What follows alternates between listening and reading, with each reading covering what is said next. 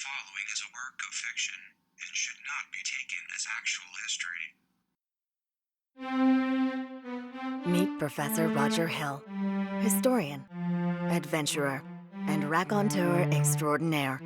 He travels to parallel worlds where history went differently and brings back lectures on his findings. So grab a prime seat, pay attention, and take good notes. This is Alternate History 100. Welcome to the class.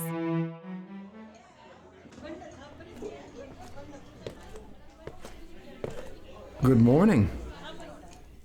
We all know that the Vikings landed in North America some 500 years before Columbus, and that their settlements failed. But how would history have gone had those settlements remained? What would the world be like with a permanent Norse settlement here beginning in the 10th century? To be honest, I had a hard time finding such a world, because Vikings were, well, Vikings. They did not tend to come in peace and make nice with the people they met. They came sword in hand, killing, raping, burning, plundering. And in all the worlds where they did that in North America, they found themselves too outnumbered for their metal weapons to make any difference. Result? A lot of dead Vikings, their fates unknown to the folks back in Scandinavia. But what if they tried a different tack? What if they settled peaceably like they did in Iceland? Now, granted, there were no native Icelanders when the Vikings arrived, but you get the point. It was possible for them to succeed by behaving differently. And here is how that happened. In our world, Leif Erikson had to return to Iceland when his father died in 1001. But in that world, Leif's father lived several more years, and that gave him time to establish a permanent colony at the site of our world's St. John's. He built homes and churches. Yes, churches. Bet you didn't know that Leif Erikson was a Christian. He established an industry in fishing. He established an industry in lumber, providing much-needed wood for the Greenland colony. And, as forests were cleared, he set up farms. He began trading with the Beothuks, offering cod and metal goods for furs. The colony thrived, and as time went on, its people intermarried with the natives. Their language evolved into a hybrid of Norse and Beothuk. They expanded their territory, moving into Labrador and Quebec to the west, and as far south as Massachusetts. This gave them good cropped land and iron mines, ensuring their prosperity and survival. This is not to say that they lived without conflict. They had clashes with the Inuit to the north and with the forerunners of the Iroquois near the site of our world's Montreal. But none of their enemies could overcome them. Contact was maintained with Europe, but was infrequent enough that they developed a distinct identity of their own. Via the various treaties in Europe, they lived under the crowns of Norway, Sweden, and Denmark, but ultimately came to regard themselves as Finlanders, first and foremost. 500 years after the colony was founded, there was no discovery of America. The Europeans of that world knew that the landmass was there, and in no way did they mistake it for Asia. The Vinlanders had mapped the coast from northern Labrador to the tip of Florida, and everyone knew that there was no passage through any part of it. But there was this guy named Christopher Columbus who thought that the open waters south of Florida might provide a route to Asia. He persuaded Queen Isabella to finance an expedition, and he took a crew much less mutinous than the one he had in our world to see what he could find. He passed southern Florida in October 1492 and proceeded due west. This took him to the coast of Mexico, which he claimed for Spain before moving along. His trip took him southward along the coast until he was forced to turn near the site of our world's Veracruz, and then again at the south end of the Yucatan Peninsula. He made detailed maps of all this and claimed the islands of Cuba and Hispaniola before returning to Spain. And so the Spanish Empire in the New World of that world came about pretty much as it did in ours, but without the nomenclature Indies and Indian being applied to the lands and people. And what about the other European nations? Well, Jacques Cartier of France landed at the site of R, New York in 1534 and sailed up what we call the Hudson River. He named it the St. Lawrence. And Sir Walter Raleigh landed in Virginia in 1585. But while both of these nations made claims, neither did much with them until the 1600s. But there is here, once that started, it took off. In 1607, John Smith established an English colony in Virginia. Just 1 year later, Samuel Champlain set up a French colony on l'Île de Manhattan. I'll let you figure out where that was. Even the Dutch threw their wooden shoes into the ring, setting up the colony of New Amsterdam on the site of our world's Philadelphia. As in our world, the Virginia-bound Mayflower was blown off course and landed in Massachusetts.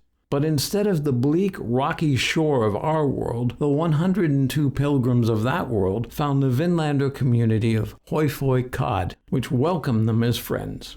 The Englishmen were permitted to freely practice their religion, but otherwise were assimilated into Vinlander society.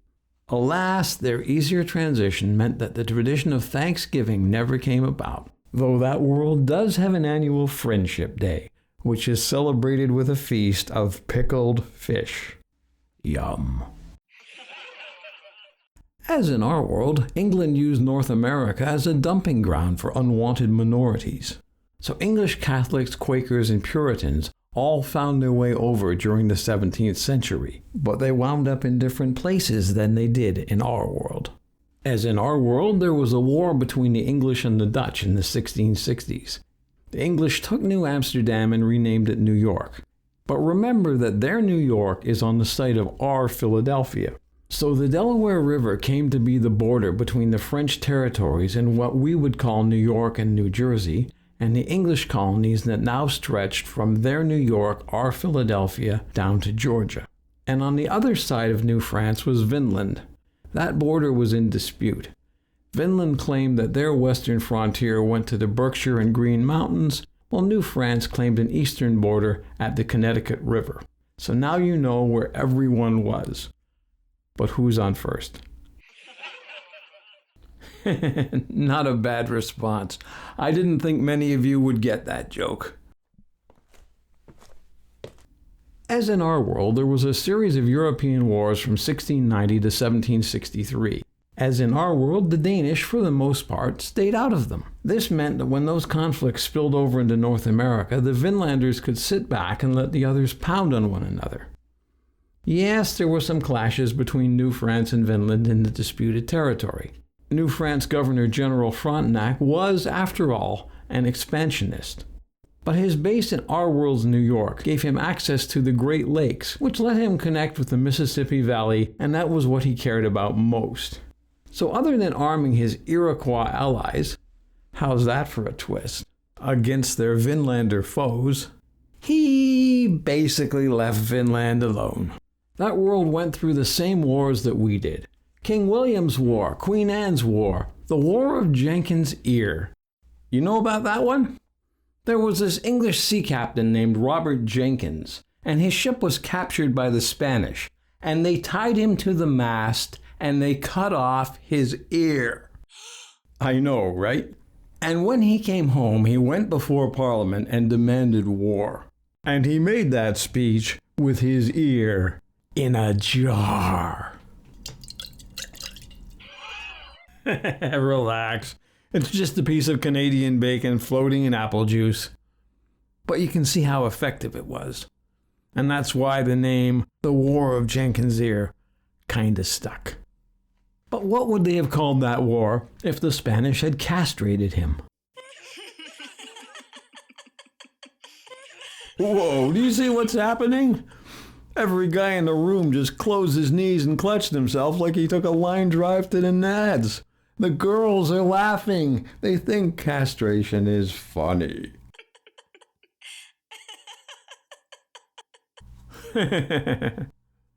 Take that back to your gender studies class.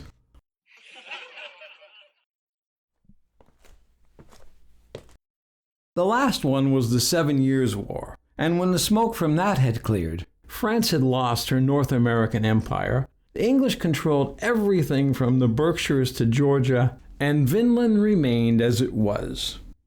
What do you suppose happened next? Well, I'm sure you remember that the 7 Years' War set the table for the American Revolution in our world. Let's look at what happened over there. Just like here, the British of that world passed the proclamation of 1763 forbidding their colonies from expanding west of the Appalachian Mountains. And they followed with the Sugar Act, the Quartering Act, the Stamp Act, the Townshend Acts. Man, these guys had more acts than Coachella.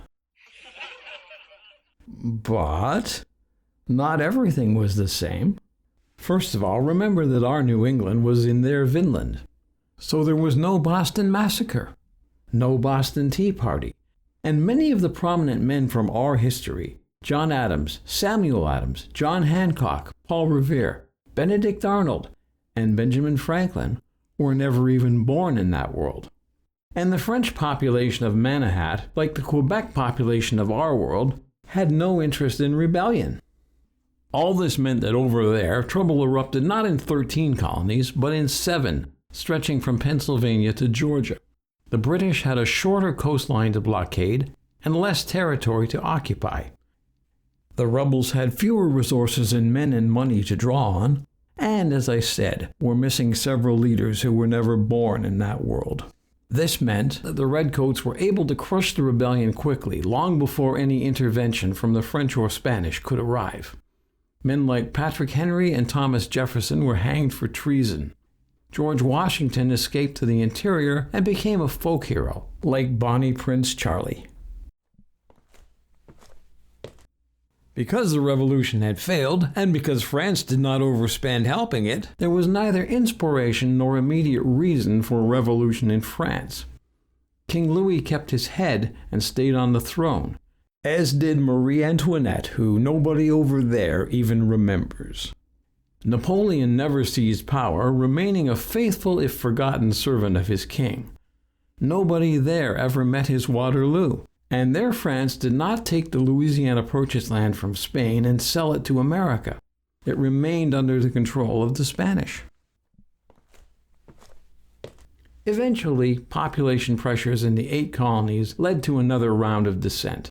The British permitted some westward expansion, and people moved into Ohio, Kentucky, Tennessee, and Alabama, but at a much slower rate than it happened in our world. A treaty was negotiated with Denmark defining the Vinland border as a line that ran up the Green Mountains, jogged northwest over to the site of our world's Montreal, and then due north on the 74th meridian all the way up to Erickson Strait, Hudson Strait in our world. A treaty was also negotiated with Spain defining the borders of the English colonies as the Mississippi River in the west and the Florida-Georgia line in the south. And all was peaceful and calm. For a while. In August 1833, the British Parliament passed the Slavery Abolition Act, bringing an end to slavery throughout the empire. And a new rebellion broke out in the southern colonies: Virginia, North Carolina, South Carolina, Georgia, Alabama, and Tennessee. The British were caught by surprise on this, though they most certainly should not have been. A number of prominent slaveholders had been calling for rebellion if the dark measure of abolition should pass. But nobody in power paid attention. And thus began what their history calls the Second Colonial Rebellion. Representatives of the southern colonies met in Charlotte in December and drafted a new Declaration of Independence to take effect on January 1st, 1834. Manahat, Pennsylvania, Maryland, and Delaware declined to attend, and Ohio was too underpopulated to get an invitation. Most thought that this little rebellion would be put down quickly, but this was not 1776. The Southerners of this earlier version of our Civil War had far more resources to draw on than their grandfathers had in Washington's day. They had anticipated the emancipation and stockpiled great quantities of powder and shot. The British, having not fought a war in decades, were a long way from peak form, And the rebels had time in the winter of 1834 to build some impressive defenses. They repelled attack after attack in Virginia that spring. The fact that the rebels were not pushing north made people in the loyal colonies reluctant to join the fight. When the British attempted to start a draft, they were met with resistance in Pennsylvania and near rebellion from the French in Manhattan. They had to back off on the proposal and stick with using their own troops. Like the Civil War of our world, these Southerners were subjected to a naval blockade designed to stop them from selling cotton and importing weapons. But they got around it by using neutral Spanish Florida as a transit point where French and Spanish ships could pick up and deliver. I see your hand there. Wait for it. In the spring of 1838, British ships bombarded Charleston. A diplomatic envoy went to Madrid and threatened Miami with the same if the transit did not stop. That brought an end to Spanish cooperation, but it did not bring an end to the rebellion. So in the summer, the British launched a seaborne invasion, landing at Savannah and pushing into Georgia. They burned Atlanta and cut the rebellious colonies in two. And the troops in the North finally broke through in Virginia. By the spring of 1839, the rebellion was crushed. The final surrender came at Appomattox Courthouse in Virginia. But this time, the British were not so quick to bring out the news. They jailed the Southern leaders, but spared their lives. They also sent Lord Durham to talk to the Southern colonists and learn what they wanted. It was the findings of Durham's report that led to the changes that helped the South adjust to abolition. A generation later, the Dominion of Atlantica was formed. The colonies became provinces in a federal government with a parliamentary system. Now back to your question. Yes, Spain still had her possessions in the 1830s. They had the same rebellions and rumblings that our world had, but over there, Spain was not occupied by Napoleon. They were able to keep a lid on Mexico and South America, and nobody took Louisiana away from them and sold it to the Americans, which left things in that North America of the mid-19th century something like this. There was a Danish territory in the northeast with an economy based on the export of lumber, iron, and fish. There was a huge Spanish territory from the Mississippi to the Pacific and from California down to southern Mexico. And there was a British dominion stretching from our New York down to Georgia and from the Atlantic to the Mississippi. The interior of the continent remained largely undeveloped. The Spanish continued to do little with their holdings north of the Rio Grande, and there was no Anglo-American rivalry to spur westward movement from Atlantica. On top of that, Britain curtailed immigration to make sure that population growth did not force them to move inland. But they did develop industries. And that forced the Atlanticans into crowded cities very much like those back in Europe. Curbing the energy that America brought to our world was a tremendous hindrance to that world's social and technological progress. That world may have ended slavery a generation earlier than we did, but they were much slower in getting to things like labor laws, women's rights, and the secret ballot. And technology? Maybe I should go back there and get rich by selling an old CD player. Your assignment this week is a fun one. Go through the materials I've brought back and write a 1,000-word travel article urging people to visit modern Vinland, Atlantica, or the Spanish territories of the West. Your article can be broad, as in a tour of an entire country, or specific, as in a one-week stay in a particular city. Just be sure to concentrate on how that world differs from ours. And then give a thought to Leif Erikson's father and think about how that one life, one death is responsible for all these differences. Class dismissed.